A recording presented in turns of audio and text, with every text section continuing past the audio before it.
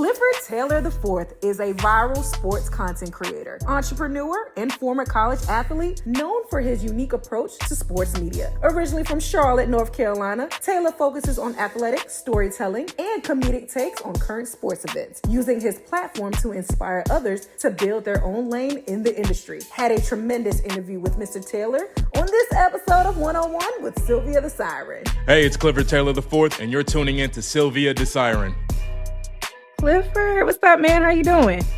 I'm doing good. How you doing? Thanks for having me. I'm doing good. No, thank you for coming on. This is Sylvia The Siren 101, and I got Clifford Taylor in the building. So, Clifford, we're going to kick off my 101. I just got to say congratulations on the Clifford Show podcast for being #1 on iHeart Radio.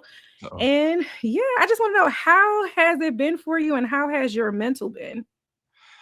Oh my, it's this year has been one of those years where it's like, you know, sometimes things start looking a little too good and you're waiting for something to happen. And it's like, all right, when is that going to break through? But it's been crazy. It's been surreal. I mean, just a year ago, I wasn't even, doing content where I was talking on camera. I was still scared to do it. So huge thank you, to iHeart, the TikTok Podcast Network for helping, make that happen. And my mom was actually the one that broke the news to me that it went #1. And I was like, oh, I didn't even think that was, I thought I was going to be like another podcast on the network. I didn't think it was going to go to #1. So that was really, really cool. A really cool achievement for me. It's up there for maybe top 3, top 5 for sure. But yeah, that's been great. And then I feel like now with all this stuff happening, it's one of those things where it's like, I really wish I could have a conversation with myself from even a year, 2 or 3 years ago. Cause I was, not to say a lot, but I was going through a lot at that time, and I wasn't sure what avenue I was going to go through with my content moving forward, because you can only do skits for so long. Kudos to those, that are still doing it and still killing it, but it was one of those things where it's like, I know I can't do this forever, so I gotta like make a shift, and so thankfully I did, and everything's been working out so far. That's amazing. iHeart is a really great platform as far as like streaming services, podcasting, even with radio stations. Because funny story, I came from iHeart Radio. I was on iHeart Radio. On my old station, it was called 100.1 The Beat in Columbia, South Carolina. I was a midday girl. So iHeart could take you so many places as far as like with the platform. And the biggest thing that they were infiltrating at the time I was at that station was like podcasting. We trying to get this platform on the iHeart Radio app to be bigger than any other platform there is, like Spotify at that time. So yeah, it's just amazing from then, which was like 2018 to now, how big like iHeart has became as far as like with the podcasting platform. So I heard they're about to do something with SiriusXM. I don't know if that's true or not, but I read something that they might be like teaming up soon. I think I saw that on LinkedIn, actually, if I'm not mistaken. I wouldn't put it past it, because you want to know something, that would be a great merge. SiriusXM and iHeart, that would be a great merge, because I do love SiriusXM. I ain't gonna lie. I used to pay like $60 a month for SiriusXM just to get like the latest new tunes that would come out, hear the sports channel. So I do like SiriusXM. But yeah, that's amazing. So I want to go ahead and get started. So coming out of the University of Florida, what first sparked your passion for football? And when did you realize that there was a unique path you could carve for yourself within the sport?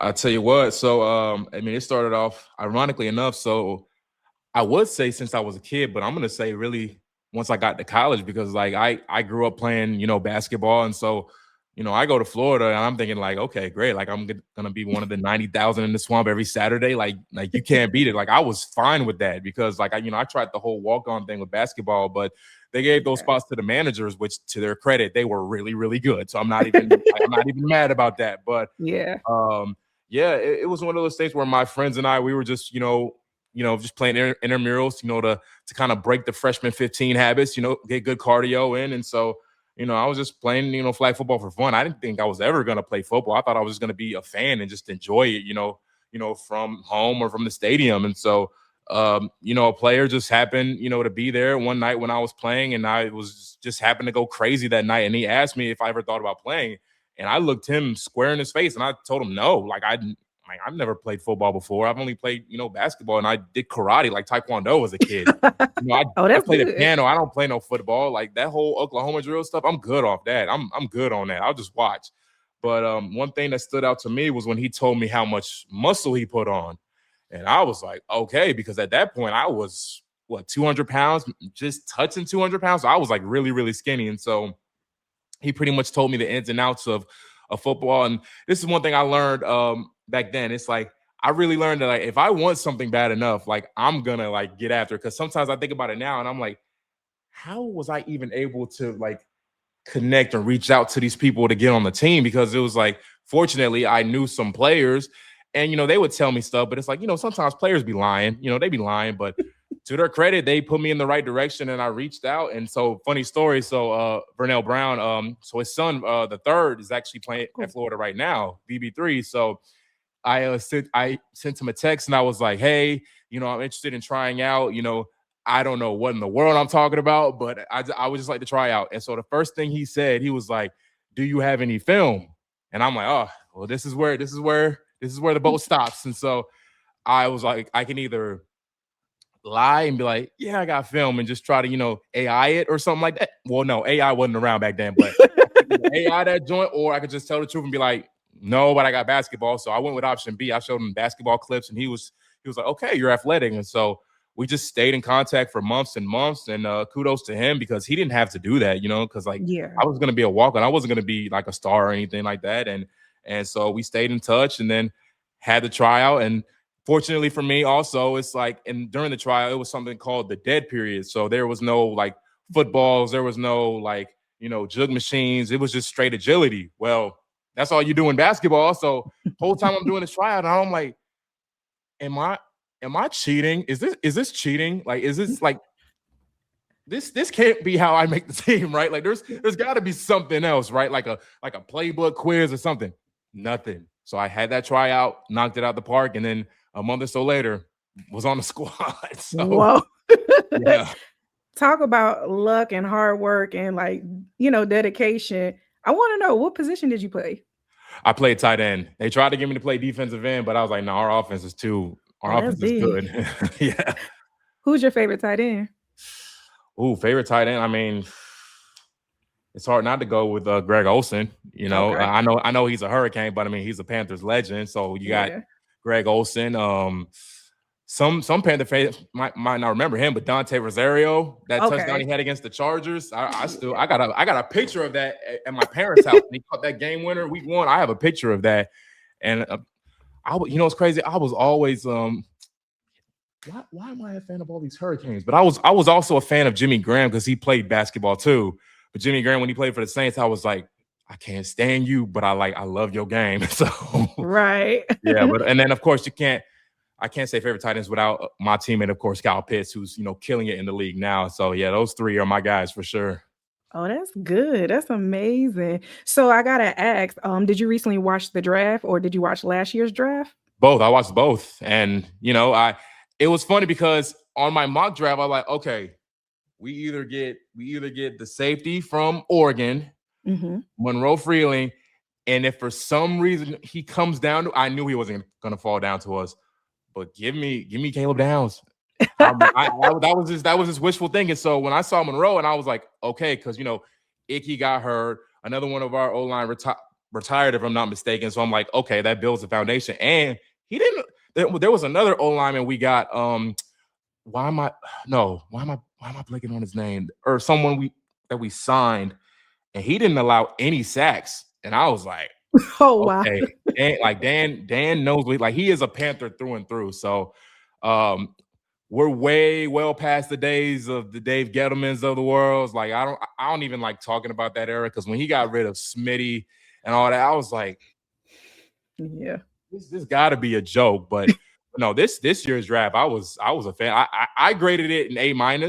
But me being biased, I'll say A+. So Yeah. What about last year with a lot of controversy that last year took an effect? What did you grade last year? Well, see, 2 of my guys got picked. So I was like, yeah. See, the Panthers know, like with Princely, funny enough, he was a freshman and I was a senior at Florida together. And then ETN came the year after I left, or no, 2 years after I left. But we were always close. And so those 2. And then, of course, Cam Jackson. And yes. we got it was the Carolina Gators last year. And then, of course, T-Mac and, of course, Nick. All those guys, like, they all played a pretty vital role. And so I expect more of the same this year because our schedule, I looked at it, it's not really in our favor necessarily. Okay. But if we play to our standard Panther football, then I think we'll be fine. Everybody's saying we're gonna be last in the division. I'm like, where are y'all getting this from, man? Like we were just division champs. Like, yeah, we were 8-9, but it's like we just won the division. How are we already down back to the bottom? You know, so my money's on the Falcons, but you know. No. It's funny. I was going to ask you, how do you think this year is going to play out with all the lineup that we have this year, as far as like the teams that we're playing and also everybody that's on the roster? Well, I don't know what it is. We can never beat the Saints. I'm not worried about the Falcons. That's fine. The Falcons are fine. But then I saw we got like the Seahawks, we got the Broncos, we got the Bengals, we can do the Bengals. The Ravens, you never know. I'm still not sold on the Bears or the Lions, to be honest with you. I'm not either. I'm not sold on them. But then I know we have, if I'm not mistaken, we have like a road game against the Steelers, which is never easy. The Packers, we can beat them again. We can do that again. The Browns, ain't nobody worried about the Browns. The Vikings, yeah, whatever. The Eagles, they're still trying to figure it out, and they're about to get rid of AJ Brown. Yeah, so for the most part, like I could see us getting 10 wins, but you know, because let me do this right now. Okay, so Falcons, that's 2. Okay, we'll beat the Bucks once. I don't think we'll beat them twice. We'll beat the Bucks once. The Saints, I'll also say once, because I'm not gonna lie, Tyler Shough did ball out this year, so that's 4. Yeah. I think we can beat the Lions. We can beat the Bears. The Ravens, I'm not sure. We can beat the Bengals. Seahawks, Broncos, if we played today, probably not. The Vikings, let's see. The Packers, we can beat them again. The Browns, of course. The Steelers, that might be one that we lose. And then maybe the Eagles. So looking at maybe 10 or 11 wins right there. I think this season might be a great season. So speaking of, you being born and raised in the Queen City, you are a huge Carolina Panthers fan. Shout out to you wearing the hat today. Yeah. So I do have to ask, you had the privilege of meeting Cam Newton. All right. In what ways has like Cam Newton career and his iconic persona has like, inspired you personal branding as well as professional style? Like, how has he impact to you? It's crazy because, when I think of Cam, I think of like buzz cut Cam Newton, because like back in the day, Jerry Richardson was real strict. I don't know if people realize it, but Jerry Richardson, he was like, you have any tattoos? You have any earrings? You got any? Cam's like, no. And Jerry's like, good, let's keep it that way. Whatever. But Cam was just always like this clean cut, nice haircut. Funny enough, so he had a clothing line, I believe at Macy's. And I had like a Carolina baby blue V-neck that I would wear to school at least once a week. It was a Cam Newton brand. And I would wear it at least once a week. And the thing is, too, is like growing up. So like, see, I grew up with the Bobcats and the Jake Delhomme and Steve Smith Carolina Panthers. So we never really had a guy in the national spotlight like that. So like seeing him on commercials, like with Under Armour, Gatorade, Sports Illustrated, like Danimals, like some of these kids might not remember Danimals, but Danimals. And it's like, yo, this dude is like a superhero. And I didn't even realize it. Gatorade, all these commercials. Yeah. And it's like, he was pretty big. Like, it was so cool just seeing like Carolina and and Beats, of course. Like, I'm a huge fan of Beats because of those Cam Newton commercials. So, and it's funny too, because my first memory of Cam actually goes back to Florida. So it was one of my first Gator games I ever went to. And we played Tennessee. And at the end of the game, Cam Newton ran this dude over. And I was like at the game and I was like, who is that? And so every fan, we had like a game booklet. And so I was looking and I saw like, okay, Cameron Newton, Westlake, Georgia, 2-4. Oh my God. So I was like, we got another Tim Tebow. Great. So I was always a fan of Cam. We called him Cameron at Florida. And so when he left, it was kind of one of those things where it's like, oh, I was rooting for him. Like, damn, I was rooting for him. And so funny enough, so when I was a kid, I mean, I still am to this day. I used to be a really big reader. So I used to always grab the Charlotte Observer. My parents would like get their portions. I would always get the sports. And so I remember on our way to church, there was a headline. It was like Newton and Auburn stuns the Clemson Tigers in overtime. And I was like, Newton. And I just was like, Newton. I was like, where do I know that name from? Mm-hmm. And it was this big guy with a big old smile and a headband. And I'm like, why does that guy look familiar? And then I read a little more and I was like, Cam Newton. Cameron? So I put two and two together and I was like, wait, that's Cameron Newton from Florida. And so Gator fans, cover your ears. I was rooting for Auburn hard that year. Like, because they didn't play us. I was like, okay, we're not that good, but you know, he was part of the swamp at one point. He was like, oh my God, Tebow days. Guy is insane. And so I was a huge fan of him. And then seeing him win the Heisman winner and him falling right in our lap. Appreciate you, Jimmy Clausen. You know, also that story. Did you hear that story about how he was trying to like give number 2 to Cam for like $1 million? Jimmy Clausen? I never heard of that story. This is new. So tell me a little bit about that. So Cam, he went on an interview with Club Shay Shannon Sharp, and he was talking about the number. He said he didn't even want number 1. He wanted number 2. And so he went straight to the source, Jimmy Clausen. And so Jimmy was like, okay, I'll give it to you for $1 million. You know, so Cam obviously thought he was joking because $1 million for a jersey number, like most people don't make $1 million in their lifetime, you know? So he was like $1 million. So Cam was like, all right, whatever.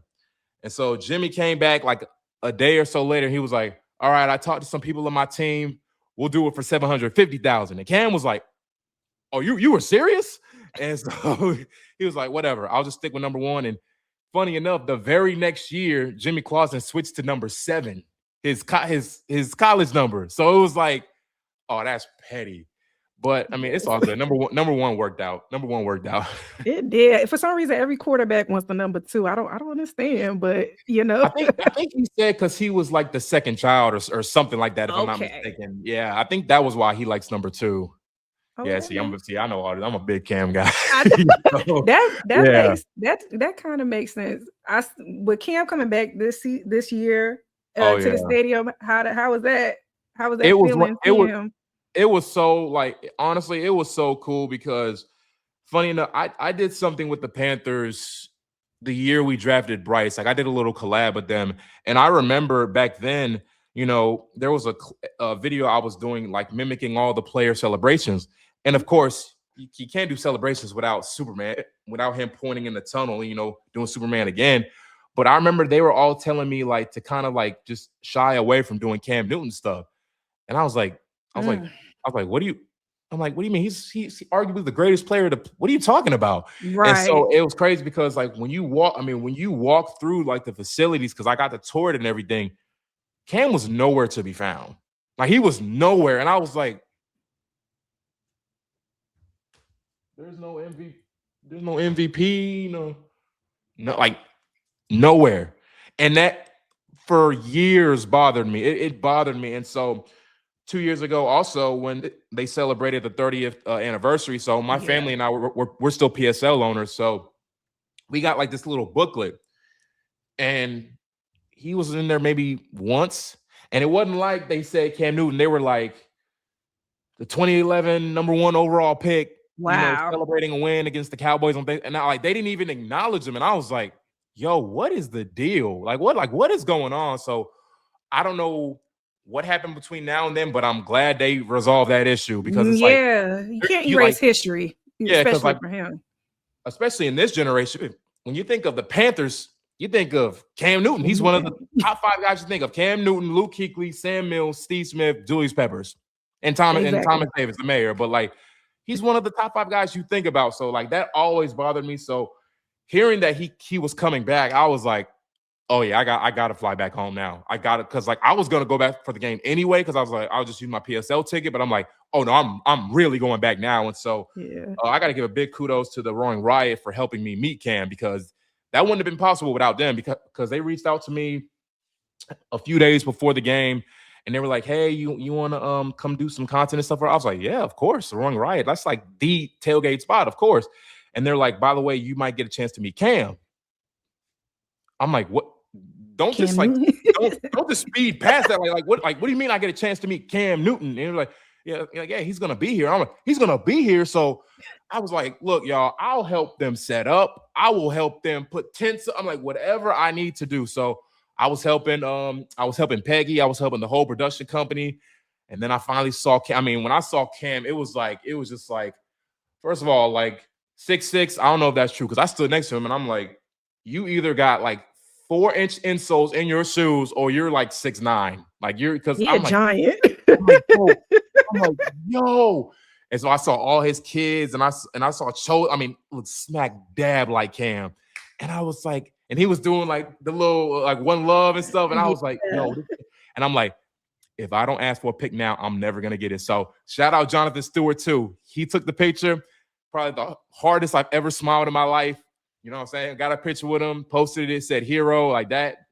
That made my day. Like if we had won that game, that probably would have been like top 3 best days of my life. It's still top 5, but like, and seeing them come out and everybody react, like the camera panned down to him. Like it was like the lights were flashing. You could see his dreads. You could see his in the place. Like it shook. And like I still get chills thinking about it now. It looked insane. It looked insane that day. But yeah. No, I love Cam Newton, man. One of my faves as far as for the Panthers. But yeah, I'm so happy that he was able to actually come back and he was able to resolve the issues that he did have with the Panther Nation. But like I said, you can't erase history. He's given a lot to the Panthers. So yeah. Right. But yeah, we're gonna switch gears. So I am a huge wrestling fan, and I see that you are into wrestling too. Yeah. I do want to ask, what got you started into being a wrestling fan? My cousins, they used to play SmackDown versus Raw back in the day. And you know it's crazy? This is gonna sound crazy. I thought it was like Dragon Ball Z. I thought they were fictional people. I didn't know they were real. So fast forward maybe like a year or so later, my cousins are doing like the Jeff Hardy Swanton bombs in the pool. And I'd be like, you know, as a kid, you're like, what is that? Like, what was that? And they're like, it's called a Swanton bomb. And I'm like, a Swanton bomb? So I was like, okay, I Googled Swanton bomb and I'm like, oh, that's the guy from the video game. Jeff, the one that does I'm like, wait, he's real? I'm like, wait, Jeff Hardy's real? I'm like, wait, these guys are real? And they're like, yeah, these guys are real. They just do like wrestling. And I'm like, I thought it was a video game. And so from that point on, I was like, Jeff Hardy. And I would just see clips of him jumping off the ladders, doing Swanton bombs off the ladders, you know, Hurricane Ranas and like smashing people through tables. And I was like, wait, people do this for a living for our entertainment? I'm like, yes. Yo, I'm hooked. And so that was around summer of 2008. And from there on, fortunately, that was the year Jeff Hardy was bigger than Obama. Get out my head. I was about to say. I started watching at like the perfect times. I was like, oh, this guy is like legit. And so I was a huge Hardy Boys fan. And so initially I was sick when Matt hit him with that chair at the Rumble. I was like, what are you doing? But then I was like, wait, the Hardys get to wrestle each other. I'm like, and it's on my birthday. I'm like, I'm good.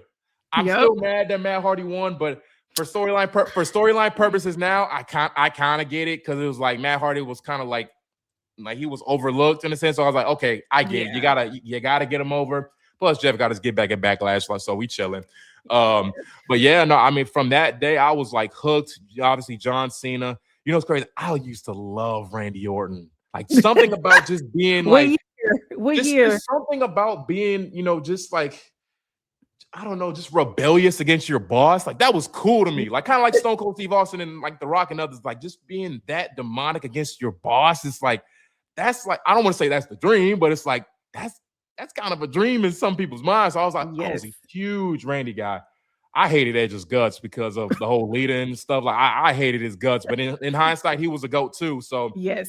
I mean, I was watching for years, and like I was always a big fan of the Miz too. And so, of course, you got the Kofi Kingstons of the world, R-Truth, a Charlotte boy. So I met him at the playoff game too. So I met him, and I met Chris, his son. So yeah, they're really cool, and I've been hooked ever since. And honestly, I had a little phase where I was like watching more TNA than WWE. Like when Jeff Hardy went there, when Hogan went there. When Eric Bischoff and like RVD, Sting, all those OGs, I was like, wait, this is kind of Bully Ray, and I was like, wait, this is kind of cool.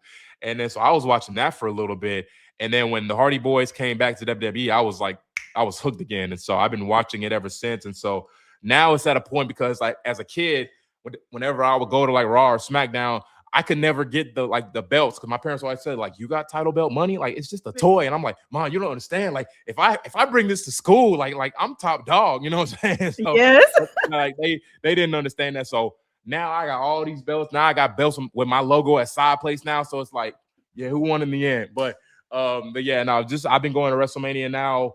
This year was my 3rd year in a row, and it was like I remember the first one I went to. I was like, nah, like there's no way I got invited to this. Like, so shout out Meta and Ray-Bans for that. So they invited me to 40, which was really, really cool. And then last year did some stuff with Event Ticket Center. And that was also really cool. I got to see the GOAT win 17, which was amazing. And then this year I got to meet all these superstars with WWE and on location. It was really cool. And I'm not gonna lie. So night one, I probably got we probably in row one got the most lit when Bianca pulled up. When Bianca pulled up, we were like, oh, like I got a video of me like, oh, Bianca, like because funny enough, the day before I was talking because like I'm cool with Angelo Dawkins from the Street Profits. So the day before I met them at an on location event, and I had kind of asked Montez like behind the scenes, I was like, yo, like how's she doing? And he's like, oh, she's doing great. And I was like, really? Because I've heard like otherwise, like I've heard like they might have to like take her finger off, this, that, and the third. I was like, okay, that was like promising and good to know. And so when I saw that she revealed she was pregnant, I'm like, oh, that's why she's doing good. And that's why she's doing good. So yeah, congrats to them. But yeah, talk about a heartbreaker with the New Day just leaving. I was like, you don't, even if it's like part ways, you don't get rid of Kofi Kingston. You don't get rid of Xavier because like there's no New Day without Xavier Woods. That's like, true. He was the one that wanted to push them to be heels in the first place. So it's like there's no New Day without them. So knowing that it's only Big E left, it's like, ouch. So I'll be keeping an eye out for them, whether it's TNA, Ring of Honor, AEW, wherever the case, wherever they go, they'll be fine. Because like, I mean, heck, Xavier Woods or Creed, I mean, he had a stint at TNA, so he's probably still got some connects over there too. So definitely. But yeah, no, that was, you want to talk about a heartbreaker, but hey, it might be the return of SOS, so I'm not too mad about that. Oh, I like that. Yeah. But that was heartbreaking to hear that this weekend that they decided to walk away and part ways from the company. Yeah.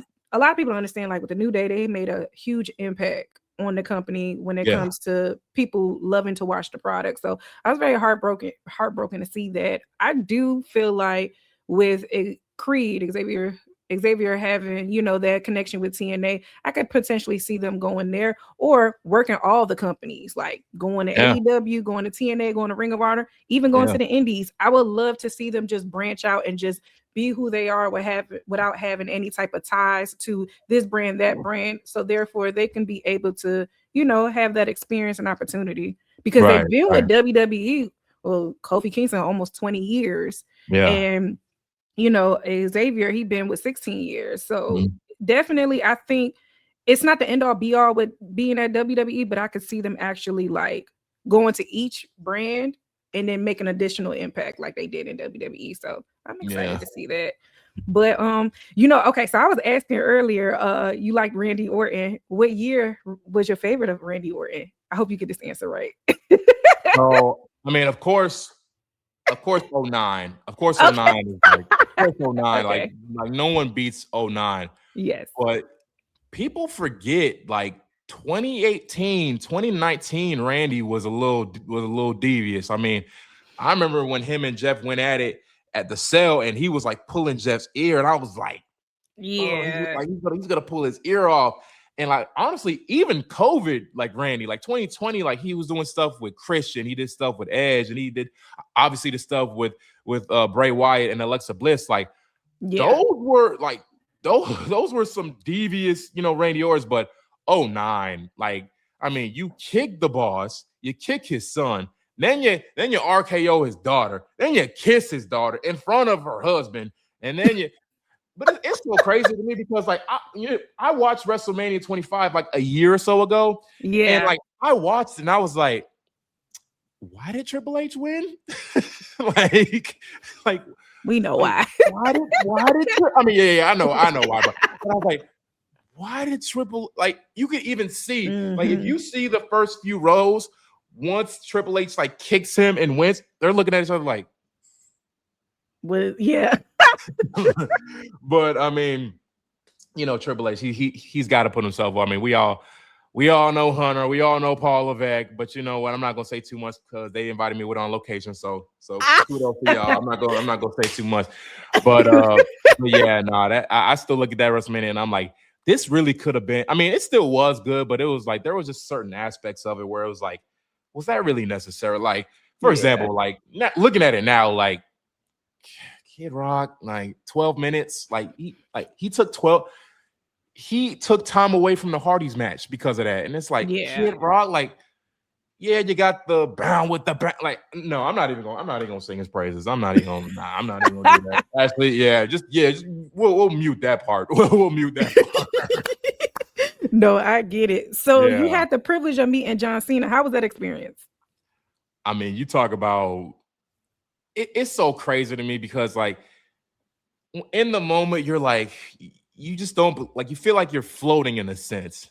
But afterwards, it was like, okay, like, not only that I meet John, but like after he was done taking pictures, we had like a whole conversation that was like 5 minutes. And so he was so nice, so down to earth. I mean, he was talking about, like, you know, being the host, his wife Shay, like all this good stuff. And it was like, and I text my people at iHeart, I'm like, look, man, I don't know how much pull y'all got, but if we can get John Cena, like, just name the price, I'd do it. Because he's like such an incredible speaker, just an incredible like communicator. And it's like, I gotta have him.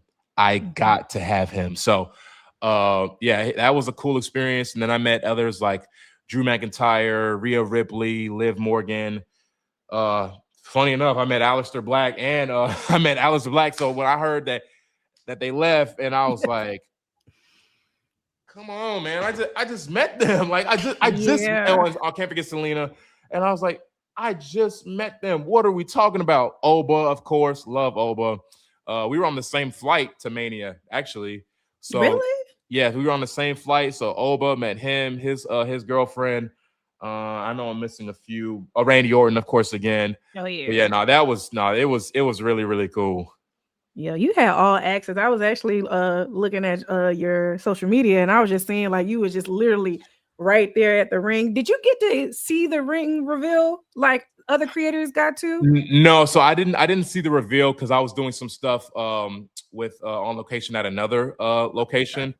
That one I think was primarily for like big, like huge YouTubers, because I'm like, okay. I'm like, Kurt Tachi's there. Okay, 1 million subs.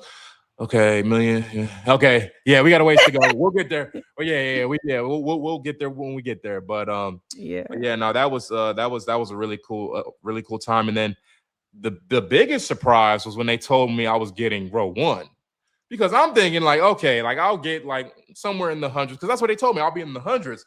Yeah. When my guy called me and he said row 1, I was like, okay, row 1 in like the 200s. Like no, like by the ring. And I'm like, I'm like, what is going on this year, man? It's like this has to stop. Like at some point, I'm just in my mind, I'm like, when is the joke gonna end? And so I was row 1 both nights. All my homeboys were like, I saw you on TV, and I see, I was just in we did too. Mode. Like I didn't even think of that. I mean, I was just like in super fan mode, but it was like row 1 at WrestleMania, like.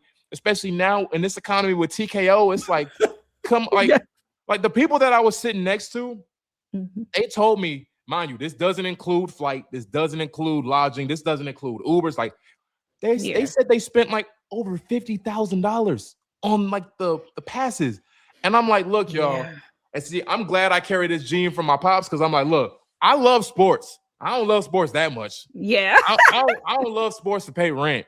Like the only time I will pay rent money for a sporting event is if they're guaranteed to win. Like if you told me right now it's game 5 of the NBA Finals in Charlotte and the Charlotte Hornets are going to win game 5, like if they lose, the world ends.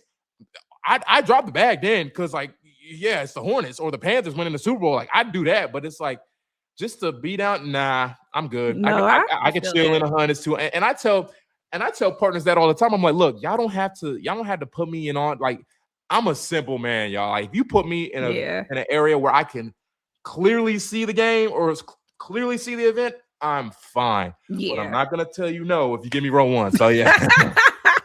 But one thing I did love that you did when you were there is that you gave away title belts to like the kids and stuff like that. I thought that was pretty cool. Yeah. So it was crazy because I was talking to my manager like leading up to Mania that day, and I was like, man, little me would kill to like be in this position or kill to be in this situation. And so the fortunate thing was so the hotel that I was staying at, so they gave me per diem. Mind you, it was like $1,000. I didn't need all that. Like room service, I might do it once or twice, but I'm trying to see what Vegas has to offer, you know? And so I took some of that per diem and I was like, okay, I got to use this somehow. I don't want to just put it to waste. And I was like, what's something good that I could do that could just be meaningful, not just to me, but to someone else. And I was like, I got it. Let me get some title belts. The unfortunate thing is every shop that I went to in the stadium, all the kid belts were gone. They were gone. So fortunately, in this little lounge area at On Location, they had like a mini shop.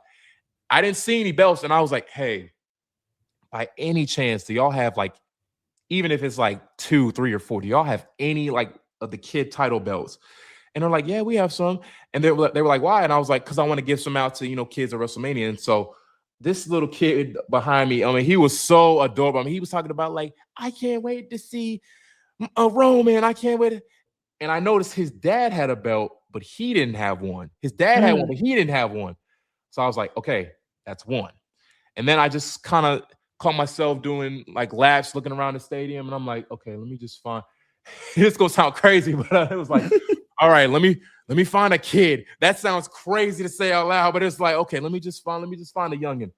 So I found one. I mean, he kind of seemed like down in the dumps. And I was like, let's brighten this day up right now. Let's do it right now. So gave him the bell. And then when he came in for a hug, I was like, that's it. I know his day's made now. So let's have a fun WrestleMania. Let's have some fun, enjoy it, and let's get on out of here. So that was really, really cool. That was beautiful. I did like that moment that you did. And just seeing the kids that, you know, maybe not be fortunate to be able to get a belt.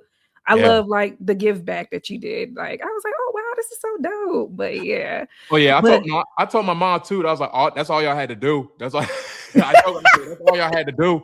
But it's fine. No, it's fine. I joke with him all the time now. But I'm like, yeah, mom, see, that's all you had to do. Just be, you know what I'm saying? Just get it for my birthday. But it's cool. It's cool. Take it fine. No, I feel it.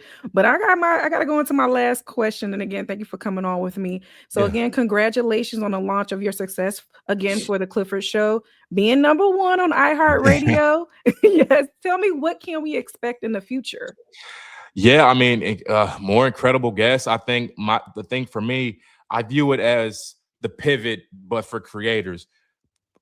Also going to have athletes and personalities on there as well. But I feel like nowadays we don't really get a glimpse into a lot of our creative careers or creative backgrounds. A lot of people, like a lot of podcasts I go on, they like to start like at Florida. We never start like before the fame, before, you know what I'm saying? Because it's like, you want to understand these creators as people. And so I learned, you know, a long time ago that eventually the ball is going to, you know, stop bouncing. But if I can be a reason that it continues to bounce, especially in the sports creator economy, because nowadays when you think of influencers, you think of choreographers, you think of travelers, you think of, you know, food enthusiasts. Sports are kind of like around 4 or 5, but I'm like, if I can get that to 3 or 2 and help, you know, uplift that community, uplift that economy, I'm going to do that. So I've had conversations with influencer, like one of my best friends, Jeremy Barnes, who's the mic'd up referee at high school games. I've had conversations with him.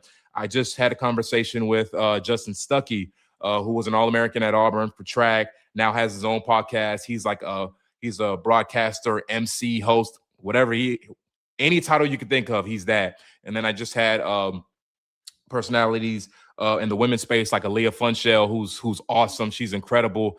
And so I just feel like, okay, if I can help celebrate, because I think of every episode as a celebration for the guests, because my celebration is having the show in its entirety with iHeart, especially like with their marketing, their research, and their outreach. That's for me, that's the celebration for me. I want to celebrate the guys and the men and women that are on the show. So that way it's like, okay, you get your name out there. iHeart will do their little magic. And then, maybe opportunities will come out of it. That's my biggest hope, that every guest, they can get like more brand opportunities, more outreach. That's the goal for me, because like I said, the ball is going to stop bouncing eventually. And so I took a lot of that inspo also from Kobe Bryant, because I remember when he retired, he was big on uplifting the next generation, uplifting, women in sports. And so I always looked up to him in that regard, alongside with his basketball career. So I take a lot of that mindset. I like, of course, the mama mentality, but no one does it. No one does it like Kobe. God rest his soul. So that's the approach I've taken. And so we got more guests coming, and I actually have an episode to film tomorrow, actually. So that'll be really cool. And so, I'll be traveling a lot. I got Los Angeles in a few days. Of course, I got Texas, and of course, I'm gonna end up going back home to Charlotte for a little bit. I like to do that at least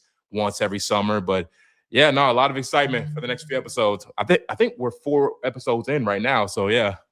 That's amazing. So tell everybody where they can find you on social media. Yeah, so they can find me at Instagram at Clifford Taylor IV, on the screen here, and then at TikTok at Clifford, and then Twitter Cliff Taylor IV. I'm trying to get that Clifford handle right now because it's suspended, and I'm trying to snag it, but I'm trying to get that Cliff Taylor IV. And then my YouTube handle is at The Clifford Show. All my episodes on there, all my old videos are on there. So yeah, that's where I'm at. Awesome. Clifford, thank you so much for coming on with me on 101 with Sylvia The Siren. I had so much fun. Absolutely. Thank you so much for having me. Really appreciate it. You sound the siren, get it pumped like Big Papa, break them off proper. Thugonomics, no doctor. Y'all don't put in work, but you talk enough, and the talk is tough. Who your favorite part? We'll chalk it up. Spit an apple in your face like Carlito, the cannon on. I get to twitching like Braun Breaker, the damage on. I can let the trigger go off and trade your boss, and then you dropping down the card, the price of a loss. You shut it down early, blessing. I'm more Monday Night Raw attrition. I go to 11. My thoughts are sinister. Go run to the minister. You ain't getting the push, better go get your gimmick up. I black out like the Ministry of Darkness. Cartridge hit your cartilage, you jonesing around until a steel chair hit your chest. You should be weird, cause I'm nice with the tables like Carolina X. It's lovely like Laveau, that if you ain't Beyond the Bell podcast, you got to go, yeah. Beyond the Bell podcast, like, comment, subscribe, stop playing, and hit that notification bell. Cheat.